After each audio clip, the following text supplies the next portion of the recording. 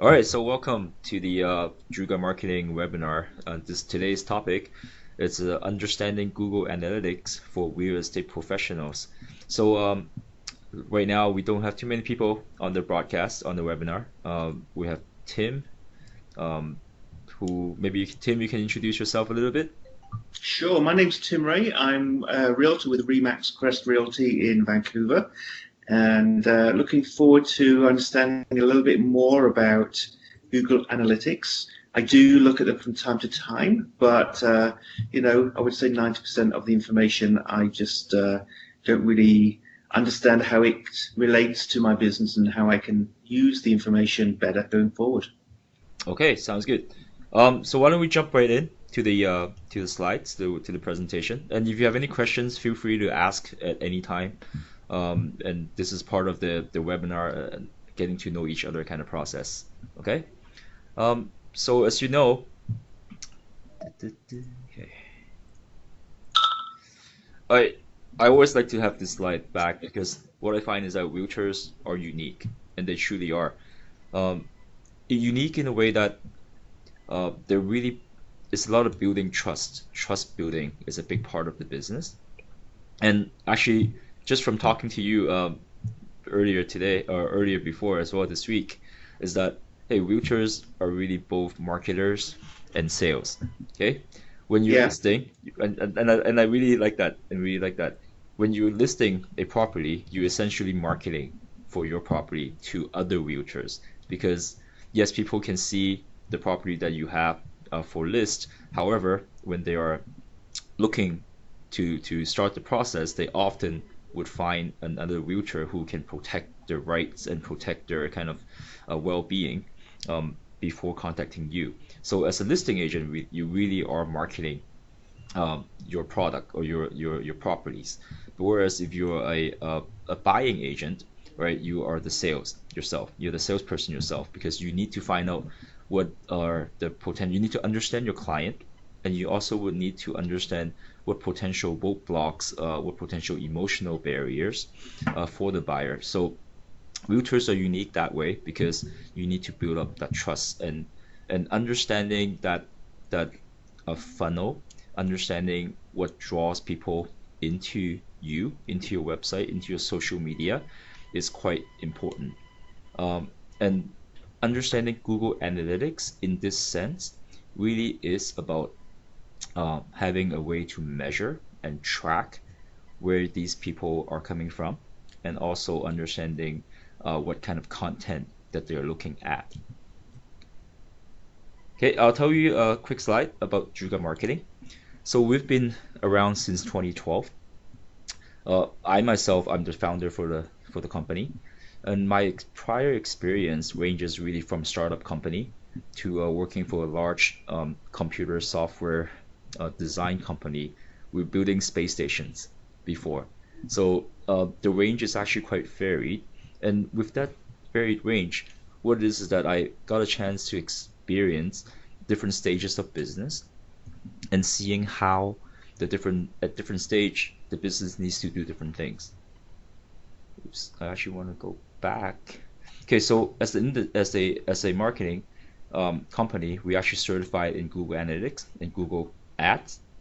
So we're a Google partner that manages around $20,000 for ad budgets. We also a certified consultant for Active Campaign, which is a email automation program that we help our clients implement. At the same time, we also Facebook agency, Facebook Pro marketing partner agency, which means that we also take care of clients' Google, Facebook ads as well as Google ads. Okay, so marketing in today's world. So as we know that a lot of people have a website, they kind of understand that when there are visitors that are coming in, when people kind of stumble upon your website or they stumble upon your business card, they may show interest. Okay, they may show interest, but however, these visitors, they're not necessarily leads. The difference between visitors and leads, it's the fact that they show intention to buy or use your service. Okay, so a lot of people have seen a web page that kind of captures the lead, and that's something that we call a lead magnet. So with a lead magnet in the real estate world, a lot of times they can be what is your home value, your guide to buy a new place, to buy a new first property. So these are the type of lead magnets that we have for clients in terms of real estate. And it's only after the visitors, the website visitors, has self-identified themselves as leads, then we have the permission to start nurturing them, to start send them more updates, tell them a little bit more with them more knowledge. Okay, and when the right time comes, you need to send them an offer to turn the potential leads into customers. And of course, being a realtor, you do your magic. You help the client with buying or selling a property, and then when they get a good service, they'll send you referrals. And by impressing them, they will definitely send you more referrals, and the cycle would go through again. So this is generally today's digital marketing world.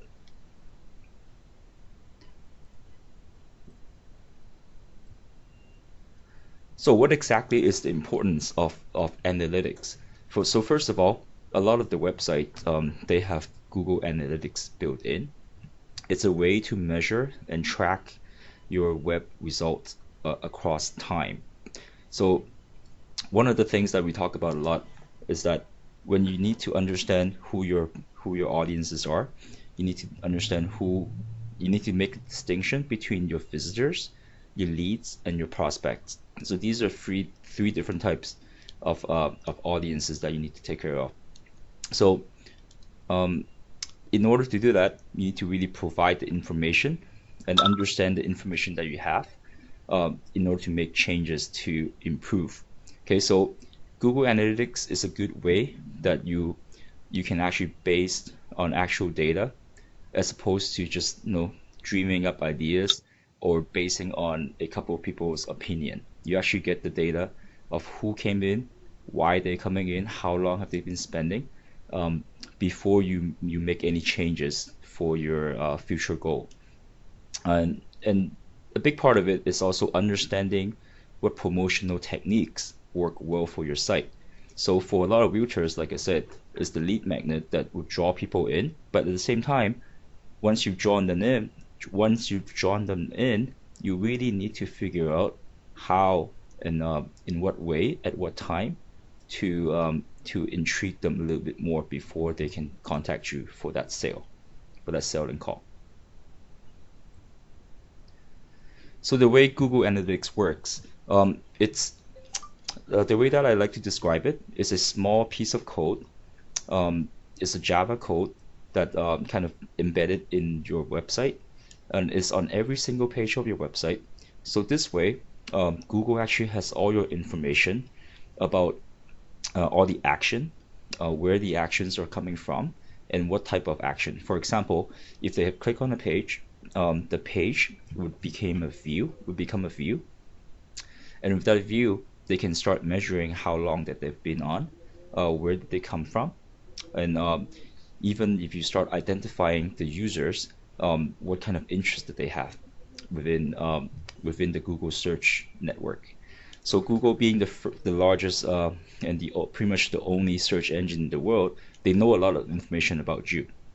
Okay, so if you have done some home searching on MLS, if you've done some home searching on some other real estate listing websites, then you're definitely in the buyer demographic, and they can actually identify that as part of the interest as well.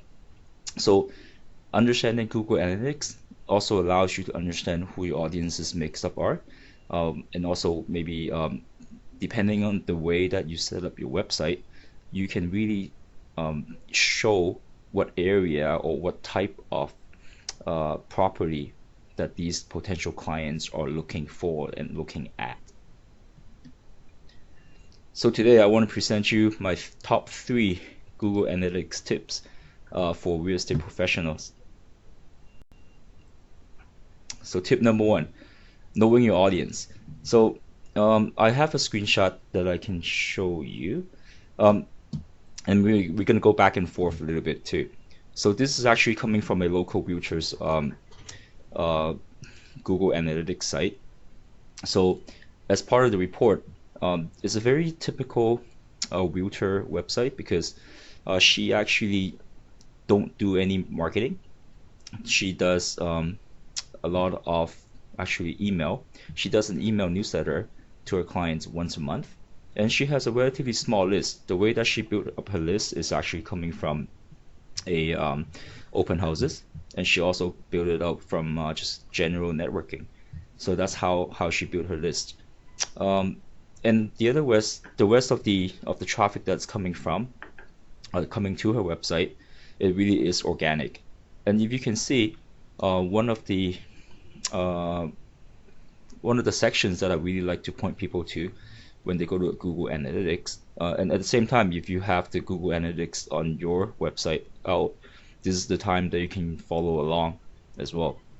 So if you go on the left side, the left-hand side, and you can click on behavior, and then under behavior, you're gonna see site content and then all pages. So this is the first thing that I will also ask people to do to check. So this will show what over the last week, or at this time you can also change it to the month as well at the right top corner. Okay, you can also show them that what pages that people have been seeing, and it's being arranged by the number of page views. So the slash is actually the home page. So majority of the traffic are coming from the home page. And then you can see the average time on the page, it's 6 minutes 42 seconds, which is very, very respectable in terms of a realtor website. And then you can also see the next number that we're going to look at is probably the bounce rate. So about 80% of people bounce. So bounce rate means that when people go into a certain page, they show less than 1 second of being on the page, and then they leave that page. That would consider a bounce. So a lot of times it's when people come in, or there may be some bot traffic. So there will be machine traffic that will coming in just to crawl up your page, and then they'll leave because that's the amount of time that they will need just to crawl your page and getting the index and getting the content on your page, and that would be considered a bounce. So the lower the bounce rate is actually the better, because the lower the bounce rate means that actual people is starting to read your page, and that would correspond to the average time on the page. Okay, so as you can see, this example, the homepage consists of it's probably the most, it is 56% of the traffic over the last month. Okay, and even though with the high average time on page, the bounce rate is actually relatively high. And if you start looking down the list, the way that this website is being categorized, it's actually got a lot of listings that people are seeing. And if you start looking in the listing too, people spend 5 minutes on the listing, and the bounce rate is a lot lower. But not for all of them. Some of them are actually 100% listing rate. So for this kind of listing, what we're seeing is actually we're seeing the bots maybe coming in and it's just taking and crawling the data.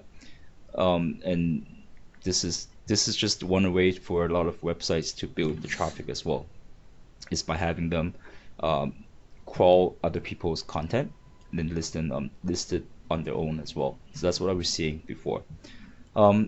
In terms of newsletters, because this realtor, she really likes restaurants, so a lot of times her niche is actually restaurant reviews. She loves going to different restaurants, and when you start seeing it, a lot of people will start reading on the newsletter. She does it through MailChimp, and then once they come in, they actually will just go in and they probably just quit right away. So it's not really being measured at all. But even though that there's views, but it's not being measured. Okay, so that there could be some issues there too with the tracking code. But one thing I want to point to you is that with the site content, all pages, right now is only tracking the overall pages. But if you actually go in and you click on secondary dimension, If you click on it, you're gonna see, oops, oh, I forgot this is actually a picture. So it's not not the actual Google Analytics, but if you actually go in, if you click on secondary dimension, you can find a field called sources medium. So by clicking a secondary dimension, it actually shows you each page where they're coming from. So, and then you can compare the differences. So for that, when you are a realtor that's running ad campaigns, for example, if you're running a Google ads, if you're running a Facebook ad, when you see different pages are coming from different ad sources, okay, when you're seeing different pages are coming from different ad sources, it's a great way to measure how effective each ad sources is for you. Okay, a lot of realtors would be saying, oh, they use Facebook ads to draw people to a listing. Okay, let's see how effective that is, because are people coming into your website? Are people staying as long on your website than if they are coming from a listing website? Okay, so this is a good way to justify whether when you're spending money on Facebook or Google, are they doing it for you? Are they doing it well enough for you? Are they being effective for you? Okay, so that's a good way to figure it out. The other things that to look for is actually you can look for the demographic of the audience. You can start looking for the age, the gender. A lot of times what I find is that when I start going to the analytics program, a lot of people don't actually set it up properly. So if you go into audience on the left hand tab, that's where you can see the audience makeup with the demographics tab. Make sure that you turn it on, because it's not necessarily on all the time. It's not on automatically. Let's put it that way. And also what I find is that you need to adjust the tactics for specific platforms. So for example, a Facebook crowd nowadays tends to be a more mature crowd. So they may have a different need. They may have a different area that they're more interested in. There may be a type of property that they're more interested in than the Instagram crowd or than the Google crowd. So just have to make sure that you understand your tactic. Okay, my tip number 2 is to make sure that you set up goals and conversions. So goals and conversions traditionally, for a lot of people, means that they are they're filling up a contact form. Okay, so people think of it as, oh, how many people come through my contact form and actually book a meeting with me. Yes, that's definitely the goal. That's definitely the goal. Don't get me wrong, but think about it as your own buying cycle as well. A lot of times you would lurk around. I like the word lurk, because you're really thinking about just getting some information without disclosing who you are. Okay, so for marketers or for business owners, you need to know how many people are looking at your offer. Okay, so just by the fact that people are staying on your sales page, for example, that can be a conversion. When you, as a realtor, when you have a website set up, you probably have a certain areas that you focused in. For example, in Vancouver area, Tim, I know you're an expert in the Olympic Village area, so you probably have different restaurants, maybe different events that's happening. That's kind of within that area. So if you are able to separate your homepage or your website into different categories, right? What you can do is you can start setting up goals.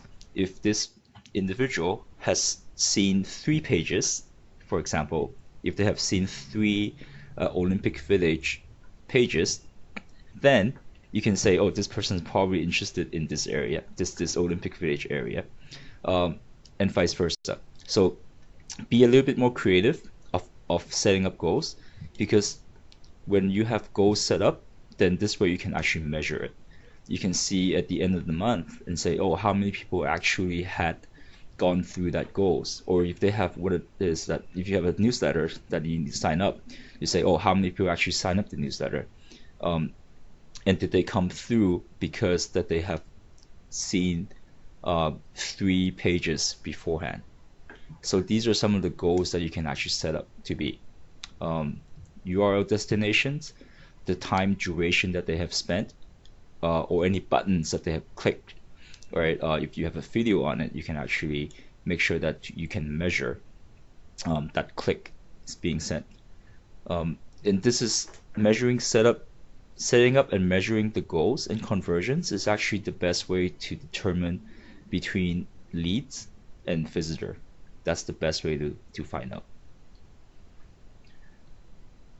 And my tip number 3 is actually understanding the user behavior page. Okay, user behavior page.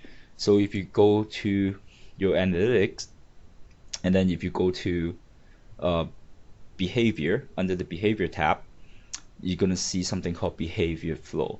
And this is one of the most underutilized page for a lot of people because it's very different than all the tables and all the graphs. What it does is it shows the flow chart. It shows the flow chart. So if you start looking at it for your own page, this is something similar that you would see on the page. So again, with the slash, it really means the home page, and then you can start understanding where do people go after the home page. Okay, so when you start seeing, for a lot of realtors, again, it's going to be listings. People would come there, would go to your own page for the listings that they're looking for. If they're really interested in, they may be interested to understand who you are before they make a phone call to you. So look for the process that they're coming through. And looking in depth is to see where they're actually dropping off. Say, for example, in the screenshot, what you're going to see is that people who come in to a certain page, okay, they have a higher drop rate than a certain page afterwards as well. So what it shows is that maybe people who are coming into that page has a better experience, and then it will tempt them to go into more pages just to know more about it. So understanding this user behavior is actually a way for you to design your customer journey. So in a way, it's kind of setting up your funnel to say how better capture these kind of customers as well. So customer journey, that's really what it is. And these are my 3 tips. Or actually have a couple of bonus. So my bonus tip 4, setting up a dashboard. So when you first log in to Google Analytics, you see a couple of by default they will set you up with a dashboard. So dashboard is really is a collection of the widgets, so that allow you to quickly visualize what you have. So right now, I think by default it will send you the traffic, the number of pages over the last month. These are meaningful stats, don't get me wrong, but there are also some stats that you may want to set up more properly for you. For example, the number of conversions, right? How many people downloaded your ebook? How many people sign up for your newsletter? You can actually make that into a widget and put it at your dashboard, monitor dashboard. At the same time, Google Analytics also allows you to connect with something called the Search Console. Google Search Console, it tracks the keywords that people are organically searching before they can come into your website. So by having that on the dashboard, it allows you to quickly glance about your brand name, or people looking up your name because they found you from other channels, or are they just simply looking on the listing that you have. Okay, and at the same time, you can also track how many people are coming from your social media site and email newsletter very easily. So I always recommend a dashboard.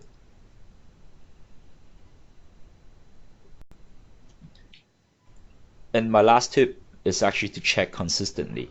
So a lot of people know that Google Analytics exists, and they will say they probably check it once in a while. My suggestion is to check it at least once a month. Okay, being proactive about the trends in your industry, in your neighborhood, in your area is quite important. Also, what I find is that use Google Analytics as a way to track your offline campaigns. So the best way to think about offline campaign is that when you're sending out a direct mail to your client, whether if it's handing out flyers to potential clients, or that you're sending out a handwritten, or so not a handwritten, but more like a tailored newsletter on paper that you send it to them, people actually would read it. People would actually just literally just type in your name, just to see who you are. So we've actually done campaigns before that, with combination to an offline direct mail type of campaign, we see in Google Analytics there's a huge spike with the traffic coming in. And that's something that you need to really think about, because Google Analytics, yes, it measures mostly online traffic, but with online and offline, your website is often the number one place that people would go to now. So whatever efforts that you have, your website is most likely the first thing that people would come to. So just keep that in mind, and that's the reason why you need to check it consistently. Okay, and this is pretty much my presentation. I hope it gives you some ideas about what Google Analytics is. And I want to tell you a little bit more about what we have too. So today's information is really a very general information for real estate professionals. But what I'm here to offer is actually also offering something called the jam session, Juda actionable marketing session. So what it is that it's a little bit more in-depth understanding of what you are having, what kind of web assets that you're having, and we call this the audit and discovery session. So it's a 90-minute session. That's where we're going to help you with defining your target audience. We're going to go through what we've talked about during our presentation today. So going through your Google Analytics, going through if you have any ad campaigns that you've been running, just to understanding that, making sure that that you're reaching the right client, reaching the right crowd, okay, for the different social media channel or ad channel, okay, and also understanding that what kind of nurturing, what kind of funnel that you've had, are they working or are they not working? So it's a very in-depth understanding, get to know session, and what you would get out of it, okay, is that you start understanding how you're doing currently, and hopefully setting the new strategy for the next year, and as well as realigning the marketing goals, not just with you but also with your marketing team. So there is a cost for it. It's $297 for the jam session. If you sign up after this, you can sign up at juga.com/jam, and after you sign it up, you're going to be receiving a calendar link, so that we can schedule a time, and then as well as some directions to access the web and social account. So at that time, I would also highly invite your entire team to join with the meeting. It can be either in person or over a Skype meeting, just like this. Yeah, but it'll be very rewarding. So with some of the past clients that we work with, is quite a range of clients that we've worked with as well. So any questions?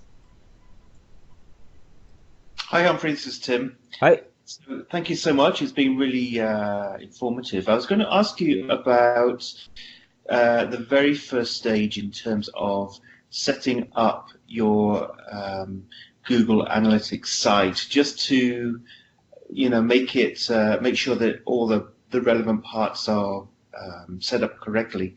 Is that part of the jam, or is that something that maybe you'll be offering a separate webinar in terms of covering the basics of setup? Covering the basics of setup.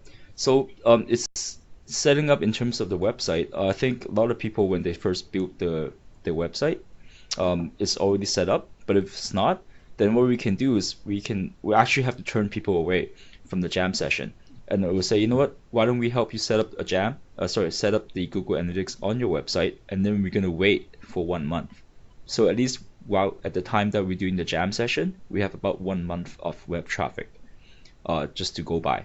Okay, so this is their strategy. So yes, we will help people to set up the Google Analytics as part of the jam session, but we also would wait for that 30-day kind of period so that we get some traffic and talk about Yeah, it. Yeah. that makes sense.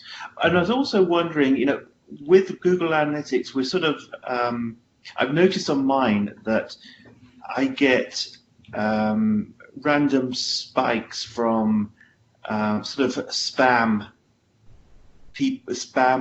robots, or I don't know what you call them, bots, that sort of throw out the analytics information a little bit. Yeah. Because they're not real visitors, and they are visiting maybe 100 times, in the space of a couple of hours or something. So it throws all the analytics off. Is there a way of filtering out that sort of stuff? Yeah, so there's actually a couple ways to do it. Google actually has its own kind of filter as well. I'm just gonna look through where it is as well. So during your setup, you can actually see it at just trying to see where it is.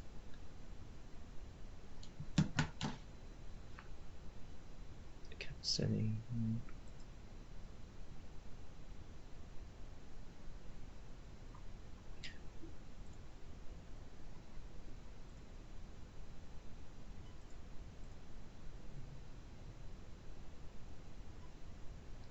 Because what I'm telling you is that before we actually have helped people to implement a spam filter, but because that filter it constantly needs to be updated.